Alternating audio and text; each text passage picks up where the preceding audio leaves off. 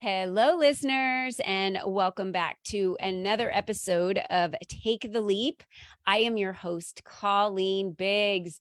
Oh my gosh, we are going to be talking about one of my favorite subjects today, and we have an amazing guest with us, Lori Lyons. And of course, if you want to see our guests, you've got to hop over to Facebook or YouTube at Colleen Biggs. That's Colleen Biggs at YouTube or Facebook. So if you're listening to this on podcast, it's another way for you to be able to see the video and see what we're doing on the video as we are recording this. But today we're talking about getting more leads and driving more clients.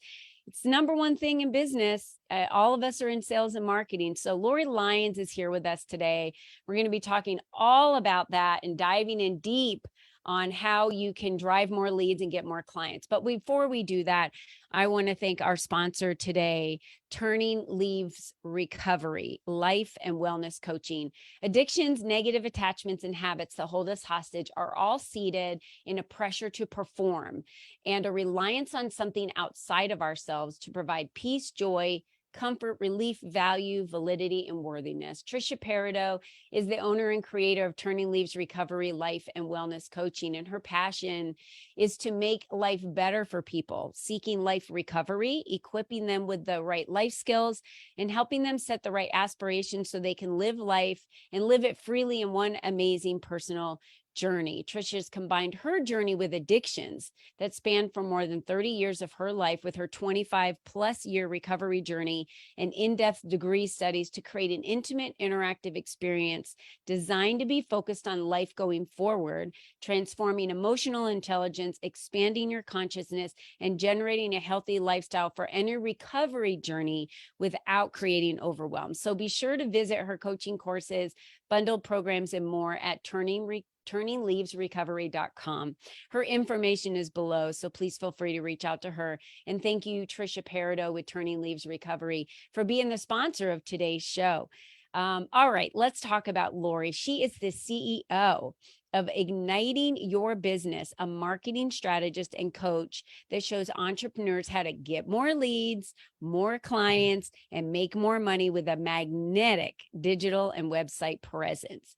Lori teaches business owners to make their marketing simple. We all know we want to take away those barriers and make it simple for people to do business with us. She does that through her programs and intimate cohorts. She's a sought-after speaker, media guest, and host of the podcast, The Encore Entrepreneur. You guys need to go download that, where she translates the complicated side of the marketing speak into simple, everyday language for her audiences. Lori is also the business category writer for Podcast Magazine. Many of you didn't know that about her, and is a contributing marketing writer for CorelLife.com, a website for women in midlife. I need to be on that community somehow, Lori. Yes. So welcome to the show, Lori. We can make that happen. Thank you. I'm excited to be here. I love your podcast. So this will be fun. Thank you so much. Lori and I have met at in-person events. We've become good friends. We are now working together and doing whatever we can do to leverage our partnerships and relationships with each other to serve those that we want to make an impact on. And really, that's what this is about, right? Working with other people and leveraging those relationships. And so, Lori, our listeners want to know this. Okay, get more leads and drive more clients. We're all in the business of, marketing and sales. And I love it when my clients are like, "Ugh, I hate the sales side of my business." And I'm like, that is your business. Yeah. Sales. Every time you open your mouth, you're enrolling. I tell them you're enrolling your dog to go to the bathroom outside. You're enrolling your children to pick up their toys. You're in my case, enrolling my grandchildren to eat, and drink in the kitchen, and pick up their toys. So talk to me, why marketing? Why the marketing side of the business? What is it about that lights you up? I think just the creativity of it lights me up.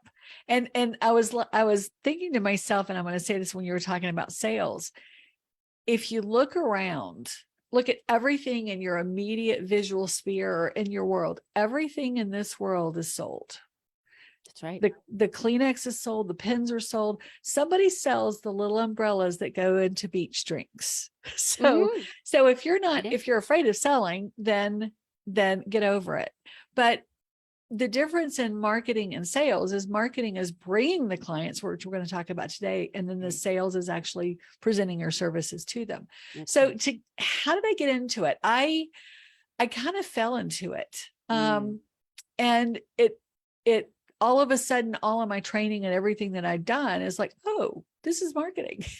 Hello. I didn't go to college with a degree in marketing. I was an education major, but I was, all of my work experience, my corporate experience was in the marketing field. So it just, all came together with websites. It was like, oh, this all fits, all my design background, everything. So that's kind of, I literally just fell into it. I love that you said that marketing brings the clients, sales is the enrollment piece of it, right? That's the conversion of the client. Right. So getting more leads, it's kind of a big topic. Yeah. It's always been a big topic. Yeah. It's why people hire me as a business coach. They want to make more money. They want to build their business. They want to scale their business. Many of the women I work with need to get out of their own way, right? We figure out, and so we do too, Lori, you and I. There isn't anyone in any business that doesn't at some point have to get out of their own way when they're moving to the next level or scale, or maybe the next level of client, or, being on a bigger stage, whatever it may be. So talk to us through, you've taken a couple leaps, you've built some businesses, you've taken risks. Talk to us through some of the risks that you've done that have provided you and prepared you for working with your clients today, because there's some risk involved. There was always investment, and people see investment as risk. It's just how they see it. How do we change that narrative and switch that perspective a little bit? Yeah, it's, and thinking about and preparing for the show, knowing what the theme of your podcast is, I was thinking about some of the leaps I've taken. And I think the first big leap that I took was, as I said, I was a certified teacher. As a second career in the early 80s, I was going to be a teacher. It was the perfect career to raise kids and, be a mom and all the other stuff that goes with it. And then I got divorced, and I realized I couldn't make it on my teacher's salary. So I took the leap and said, you know what, with teachers, the contract is the thing. When you sign a contract, then you're there for the next year. And I said, you know what, if I sign this contract for next year, I'm never going to leave. I will be still sitting in here, when I'm old and gray and kids are making more fun of you than you are at the time.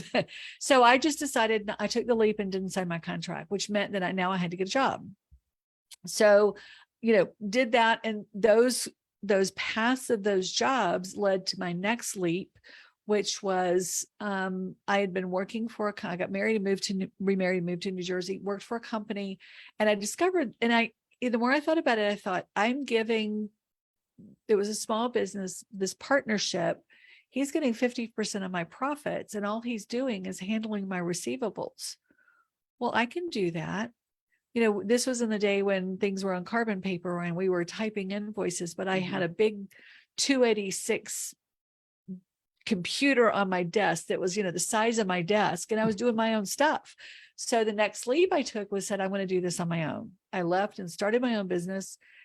And that was back in the day when people didn't work from home. So an entrepreneur and wasn't really the buzzword then. It was like, you work by yourself and you work from home. That's kind of weird, but it worked well for me. And so, moved forward 2006, all of a sudden the internet was around. And because I sold marketing packaging, I sold binders and folders and video and DVD packaging, all of a sudden people didn't need that anymore. So in 2006, it wasn't necessarily a leap. It was standing at the top of the hill and sliding on my butt down the end of it, because it took me a long time to say, I've either got to, the internet was taking over what I was doing. People were going online and putting all this stuff online. So my services weren't necessarily needed. So I either needed to switch what I was doing, totally bring in a new way of doing things, or just walk away. And I thought, I'm just ready to walk away. I didn't have the energy to redo all of that. So I went to work for a few people, did the old, okay, now I'm unemployable, but 2008 hit, 2010 came along, still, taking shots here and there at different things. and went to work for a digital marketing agency, and realized after being there about 6 months that this is where everything kind of came together. This is where all the design background, this is where all the marketing background, this is where all the packaging and working with clients and the sales and all of that came together in the digital marketing field. But I had to teach myself how to do it. I didn't know anything. So I did. At that time, YouTube was a very geeky place to be. And I'd go on YouTube. I got WordPress for Dummies to teach myself how to do this. And keep in mind, at the time I was 52. So 50, somewhere around in there. So I was 50 years old, Lori. Yes. And I don't feel like sometimes I do feel like I'm starting over, and I'm like, is this really a good time to start over? And I'm like, why not? I'm in the second half of my life. Exactly. Yeah. Exactly. And and age is truly only a number, but I taught myself all this technical stuff. And then in around 2014, I went out on my own again. So, that was a leap. A business coach said to me, what are you doing? Why aren't you doing this full time? And I was afraid, I was afraid to do this, to take that, here we go again.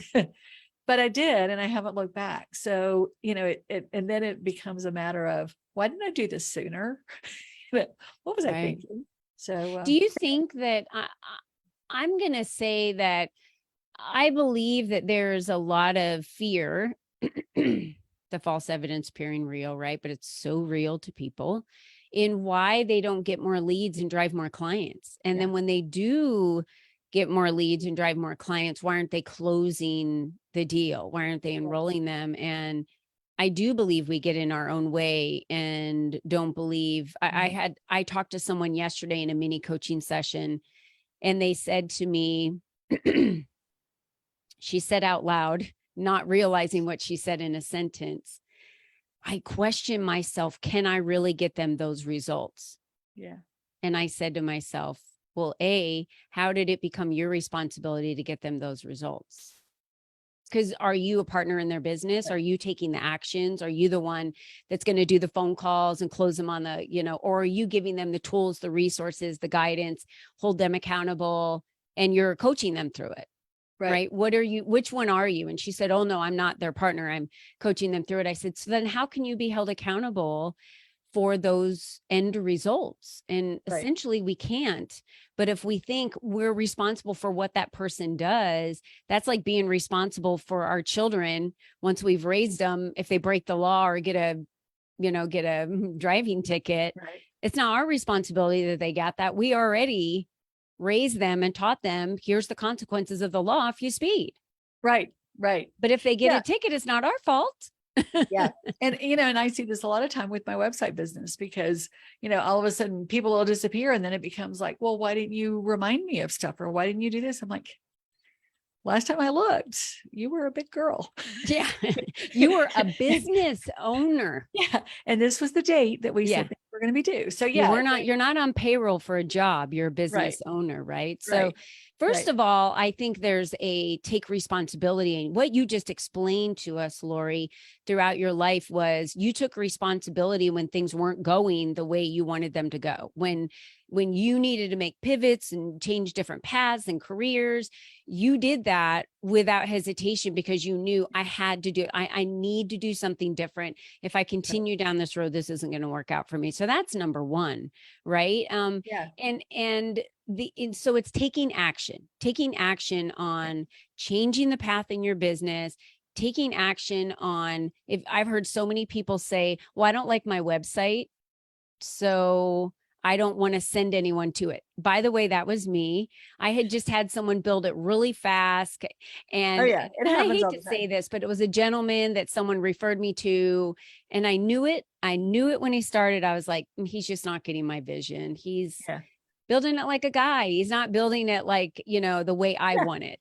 But it was just something that I, wanted to get going. And I'm so thankful that God kind of put that in my brain that I needed to get that going, because when Lead Up for Women abruptly shut down, I had to quickly move to my website and start, utilizing it and building it out as quickly as I could. And without it, I would have just been dead in the water. So I'm glad I had at least something to build on. And that's a lot of people's story from March of 2020 is that they'd been ignoring this asset because Yeah. it is an asset to your business. If Let's it's done talk about well, that. Yeah. if it's an asset that they've been ignoring, and all of a Mhm. sudden it's like, oh my gosh, everybody's looking online because I can't get out to see them.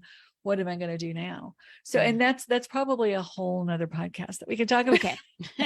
but I'm happy to go there. I'll go wherever we'll take this path wherever. I'm going to tell you this, websites are an asset, right? It's, I explained it to someone one time because coming from corporate America and all of the businesses that I launched in corporate America as a business consultant, the number one rule was tell everybody about you. And you were a brick and mortar, and you had a sign on your building that was lit.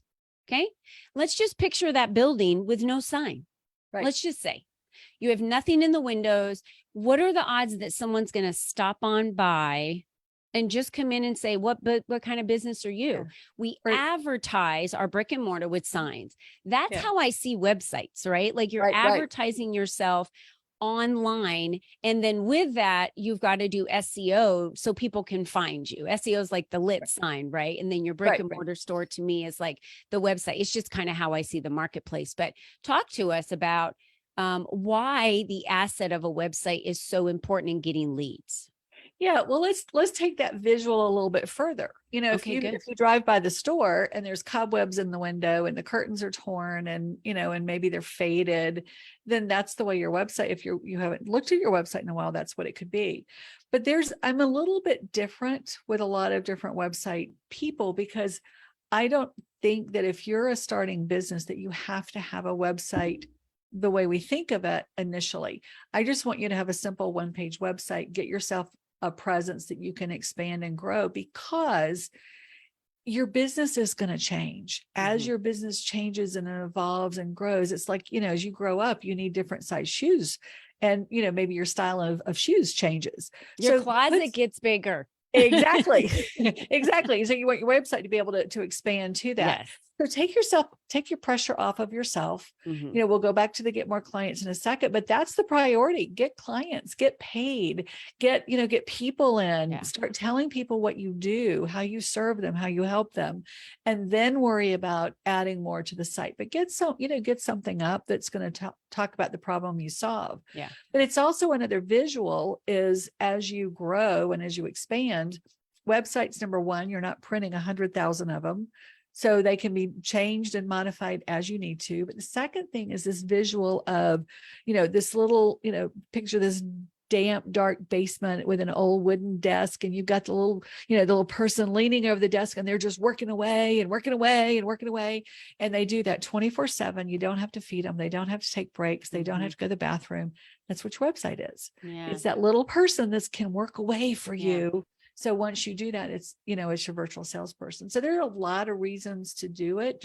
It doesn't have to be perfect, but it has to represent you.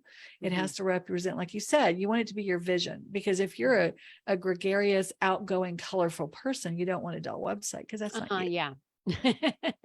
Yeah, you don't. And I agree with you. So let's make that point right now. I have built businesses. I have generated income without having a website. Absolutely. Okay. I have generated money. I have built income. I've had businesses that all it takes to build a business is to go online and, get an LLC, get an EIN number, open up a bank account, and have an invoice that you can send someone. I don't care if it's paper on fax or however you're doing, or you send them an invoice through PayPal or Venmo and they pay you, and boom.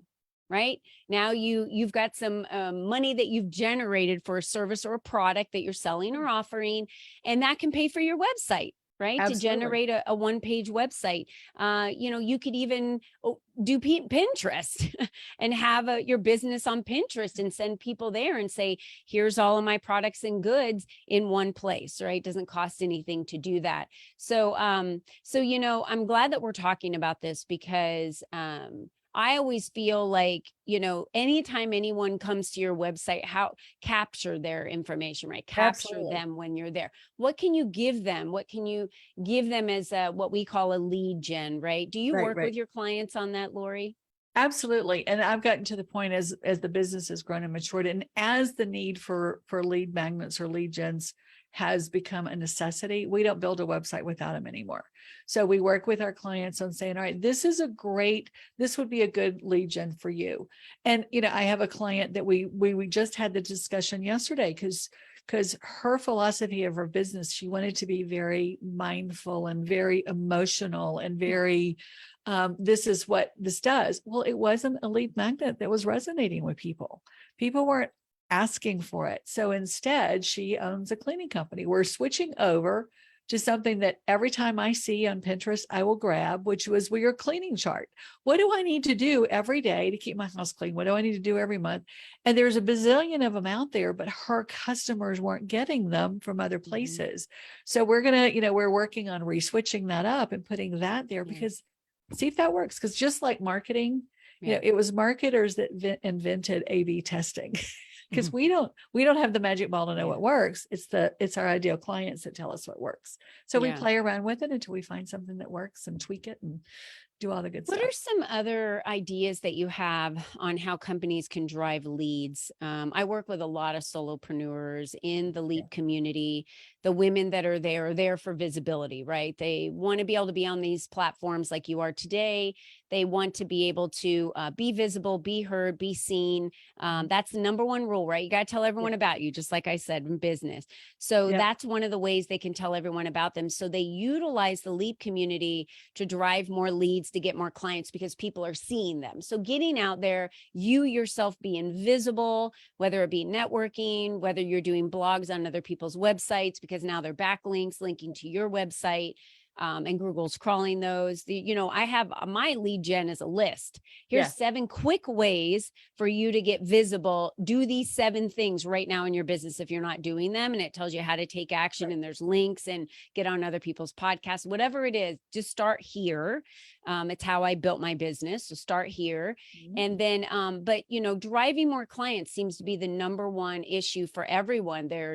My gosh, the choices out there today, Lori. There's Facebook ads, there's Instagram ads, there's LinkedIn ads, there's ads everywhere, Google ads, and everyone wants you to pay $2,000, $4,000, $5,000, $4,000, hundreds to thousands of dollars to advertise in these spaces. And it can drain a solopreneur's marketing budget very quickly without a return. So what are some tips that you could give our listeners on how they could get more leads and drive more clients that you're working with your clients on? What are those?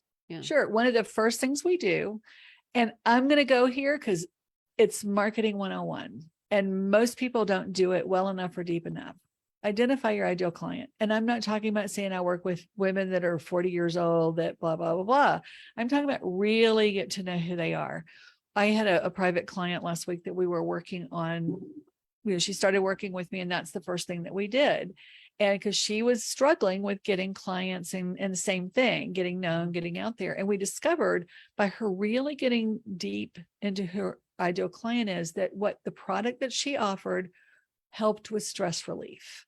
I said, there's your ideal client. You work with busy professional women that are in stressful jobs that can utilize this technique to help them relax and get more done so they can be more productive and make more money. So that became by really digging in and finding out who that person was, we identified that. If we had just been doing it surface talk, we wouldn't have realized what the true need was for that. It was a little bit of a different product and a different service that she offered.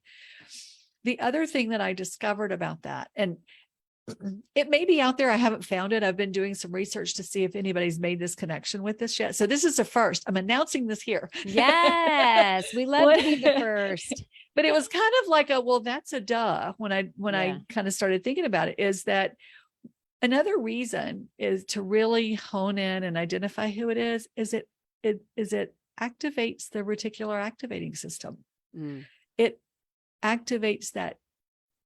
I don't know what it's called because this isn't my zone of genius, but we hear a lot about the reticular activating system and how if you hone it and tell it what to look for, it will find it. Well, if it's out there looking for women that are 40 years old that you can help, they're all over the place. But if you tell them that you're looking for a professional woman who's in a high stress job and who's looking for a way to relax by using this, then all of a sudden that person might start appearing. which then becomes into, you know, where to go on social media because you know where your ideal client is. You know where that person is. Because if that's a professional, they're probably on LinkedIn. This would be an unusual thing to show up on LinkedIn, but it would be different. So there's the second key, is making yourself different and differentiating yourself so that when people think of you or when your ideal client comes calling, now you know what makes you different. Because let's face it, there are a bazillion marketers in the world. There's a website designer on every street corner. Right. So what makes me different? Yeah. Why do people want to work with me? That's right. I'm so glad you said that. Yeah. What makes you different is what makes you you, right? It's exactly. Or the other way around. What makes you you is what makes you different. So that's how you stand out. And I'm so glad you said that. Do the work. I have a spreadsheet and a worksheet that I put my clients through, and I know you do too, because if you're in marketing, you have to have it. And it was working with a marketing company that I developed this. And you go through this list and you are identifying what type of what other celebrities or icons would this person be listening to, be paying attention to, maybe following on a podcast? What are their pain points? Right. What does their house look like? You know, meaning like, do they have children at home still? Are they empty nesters? We're talking the details. Right. Do they homeschool? Do they private school? Do they public school? Yeah, exactly. There's a lot of information you can get from all of that information. Yeah. And so really identifying who your customer is, I think this is overlooked, big time overlooked. And you've got to hit the pain points. You have a solution. So you have to know what their pain points are, because the minute you start saying those words, Lori, about maybe a woman that feels stressed or over, she's starting to now identify as a consumer with what you're writing. And she's saying, that's me. Right. That's me. And for most people, their throat tends to close up, and they're afraid of being really specific because they're afraid that they're going to turn off the other people in the world. But all it is a marketing message. You're just saying language that person will relate to. And that person has friends, and you can sell, you can sell to anybody that needs your services. Yeah, and that's the big fallacy is no, it's just, you're talking about the pain points that they recognize. I have a story that several years ago, a woman says that she met a woman at a gym. They became friends. She got on her email list, and this woman kept sending her emails about her product. It was a protein shake or something, health related product. And she basically ignored the emails until she said something about this product helped her mother with her diabetes and helped with this. And she gave the scientific evidence. And the woman says she perked up and said, okay, that's something I relate to. But it took about 7 or 8 emails of different talking points to say, okay, now, 15 years later, they are business partners. She bought her product. It became the starting of a whole new relationship because that one email out of all of the emails that she sent spoke to her. Yes, that's right. Spoke to her. And we forget that, make them more personal, get detailed, make them more personal. Someone told me the other day, I thought this was very interesting. They said, so you don't work with men, huh? So you just cut off like 50% of your possible client load? And I said, well, there's millions of women out there. If I get 0.00008, 2% to work with me, I'm good. Right. Do you really think that you need both the men and the women to work with because your client load's going to get, I'm good, So really knowing who you are and not being desperate to say, I generally don't work with men, but I'll work with you anyway. It's like, no, I don't work with men. So everything I do is tailored toward a female entrepreneur. Sure. Everything I do, and this female entrepreneur is ready to take action. They want to grow their businesses. They're looking to grow. They want to grow. They're not like not going to want to take action, happy with where their business is. That's not my ideal client. I have a specific drilled it down, and I know what other books they read. I know what other, people that they're listening to, the podcasts that they want to listen to, and which helps me then tailor my podcast to talking to this ideal consumer. Right. Right. And even though I have 65%, I looked at last night on my Facebook analytics, you guys can all do this, by the way, 65% of my followers, my thousands and thousands of followers, are men. Yeah. Only 30% are female. Thought that was crazy. Yeah. I looked at the ages. So they're all, the ages are in the ages that I anticipated.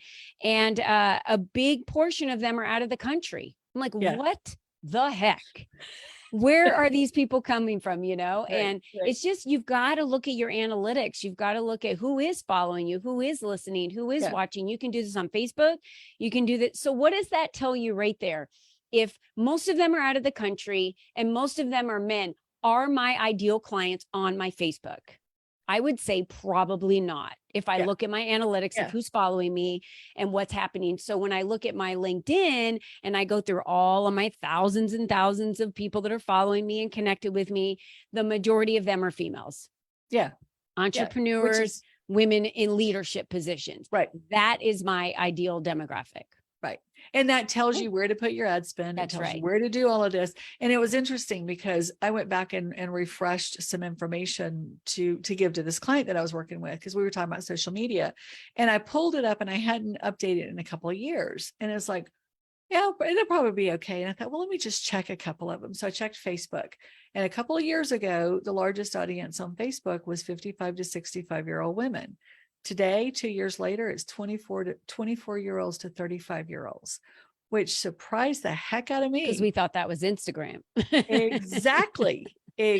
All the young ones were on Instagram, and all the old ones. My kids told me when MySpace was out, everyone remember this, when MySpace was out and my children were on MySpace, I said, how do I make a MySpace account? And they looked at me like I had just taken off all my clothes in front of them and stood there in horror, right? They were like, what? Right. And I said, how do I make a MySpace account? And they go to Facebook. All the old people are there. And Facebook was barely a thing then, way back in the day. And so I created a Facebook account back in 2008 or whatever year it was, when it barely came out. And I created a Facebook account because that's where all the old moms and dads and people went, and I was super young back then, by the way. And I was like at the age of where, everyone on Instagram and all the young fun kids were. Right.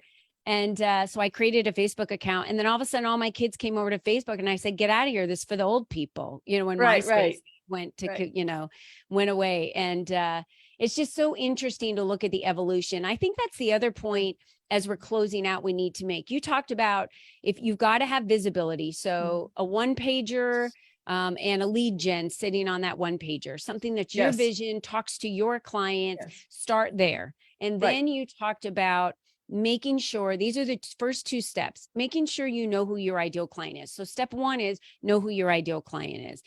Go look at clients you've worked with in the past. Go look at who you identify with. How do you solve their problem? What type of person is this? Ask every question you can. I'm sure, Lori, you have a guide for them or something on how they're able to do that, right? And I'm going to add something else to that ideal client, because we forget about this. Not only do you want somebody you enjoy working with and that appeals to your message, they have to be ready, willing, and able to pay you. That's right. And thank you. Ideal client, if they can't pay you, is not an ideal client. Yeah. One of the questions that I ask is, how are you willing to invest in your growth, and how are you willing to pay for that? Yeah. I straight out ask that question.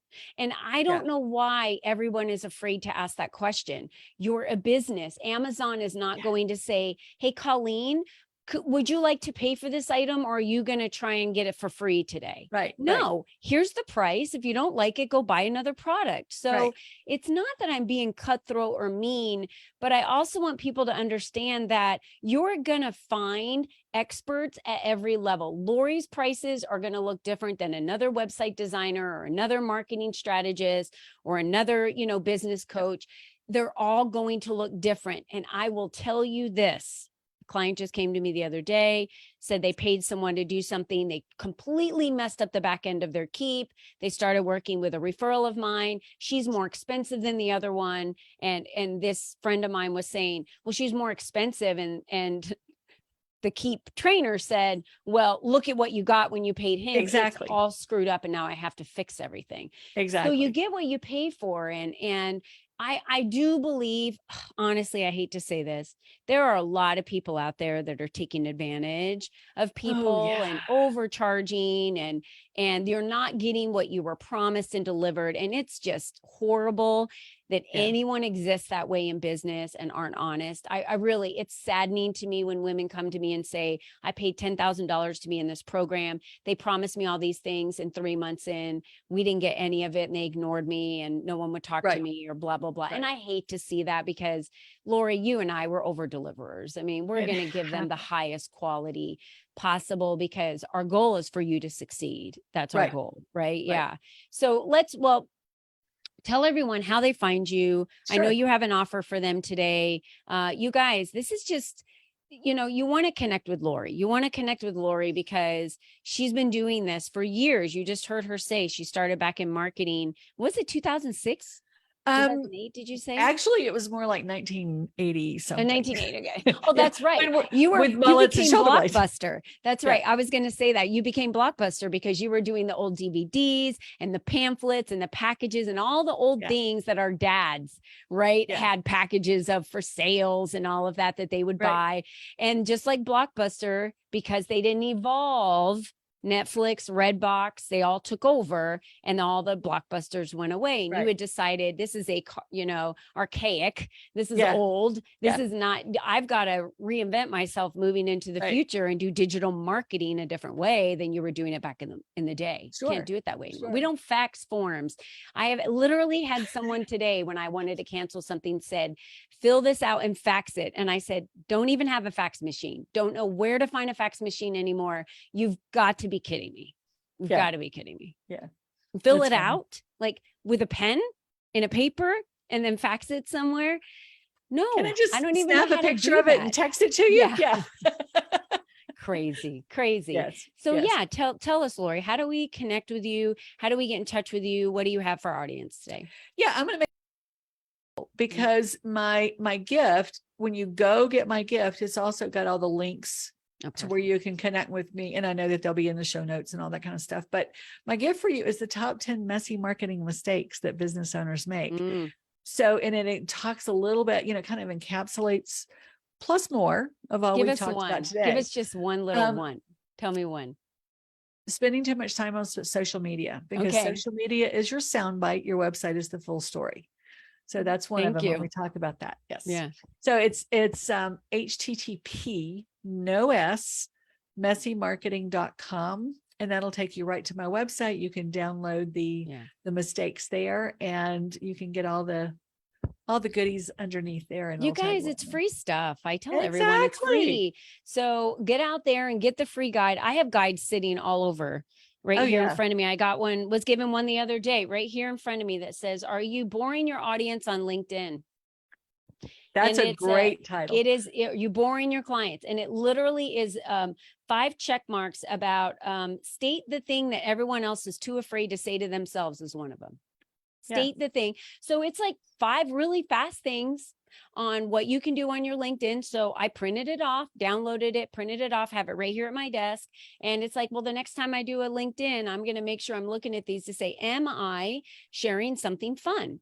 Am I doing a photo or a video that isn't some stock something? It says, give stock photos a break, and do something fun with yourself. Right. So I love that. And these are fun little ways that we can change things up. If you are not driving enough clients, getting enough leads, making enough money, and you want to utilize what Lori has to offer you, utilize these free resources to be able to download and get these. And then like Lori said, you might just get something one day from her in the mail, whether it come email or whatever it is, your snail mail. You might just get something that speaks to you at a time when your business is ready to do something with her. It doesn't have to be today. I tell everyone that.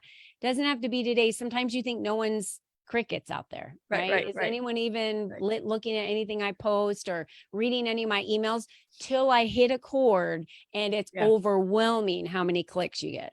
Oh yeah. And One of my favorite songs is Garth Brooks. It's an old song. If you're a country music fan, has a song called Unanswered Prayers. Mm-hmm. And if you listen to it, the words are really powerful because we don't know when we pray for, what we pray for, what we ask for.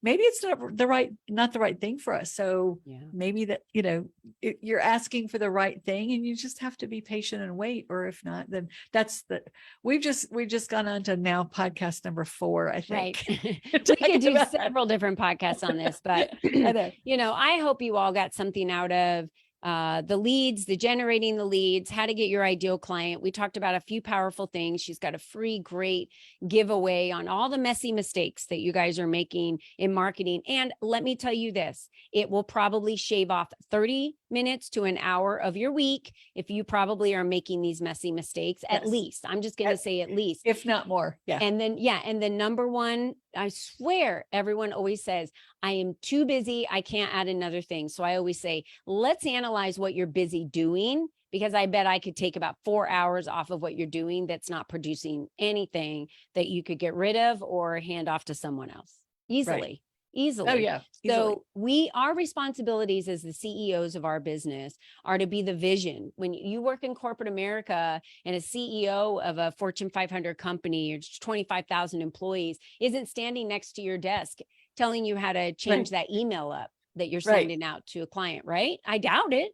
Yeah. Or he's not posting to Facebook or whatever. Right. Yeah. Yeah. That's right. I doubt it. So the reason why I share that is because that's your responsibility. You're the vision. You're, right now you might be the sales and the marketing for the company. Maybe you have someone working with you that is also doing that, but you're the brand, as solopreneurs, you're the brand. So you need to be doing things that drive the clients, that get the leads, that are converting, that are enrolling. That is your responsibility. Your foot is on the pedal. Mm-hmm. And Lori, it was just a wonderful conversation today. It was. I don't think it went anywhere where we thought it was going to go, but that's the fun of these it's a meandering Sunday drive. Yeah, it is. That's why podcasts are so great. I love stories. I love to hear and learn about other people and what they're doing. And we always learn something new. We always learn something new out of this. So thank you for being here. And ladies, listen to this. You are the only you that's ever been. You're the only you that's ever going to be. So you might not sit and wait for someone to give you permission, because you're going to have to give yourself permission for you to do this lead generation, to enroll more clients, to get rid of all the messy marketing mistakes that you're making. You need to be the one that makes these decisions. Invest in people that are going to help you get where you want to go. Invest in coaches, invest in people like Lori, who are going to be able to help you strategize your marketing, really dive down to who that ideal client is. These are people that are aligned and are out here because they're skilled and they're ready to work with you through their programs for you to get where you want to go. And it's a lonely road out there. You can sit and just barely try and climb this hill all by yourself, hanging out on some island, or you can surround yourself with people that are going to get you there faster. Absolutely. Network is your net worth. We talk about it all the time.